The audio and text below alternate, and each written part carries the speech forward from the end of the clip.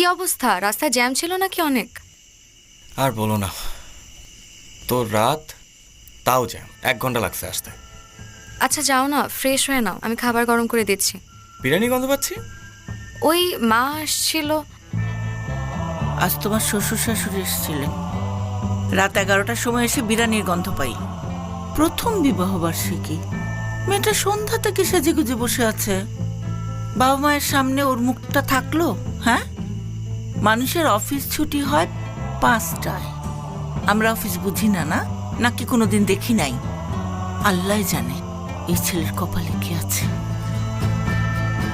I am so sorry, আমি কানে ধরতেছি। আমি বিশ্বাস করো, আমি ভুলে গেছিলাম। আমি কিভাবে ভুলে গেলাম? হয়েছে, আমি কি কিছু বলেছি নাকি কোনো কমপ্লেইন করেছি? মা তো এসে নিজের থেকে এসব বলা শুরু করলো। এখন তুমি যাও,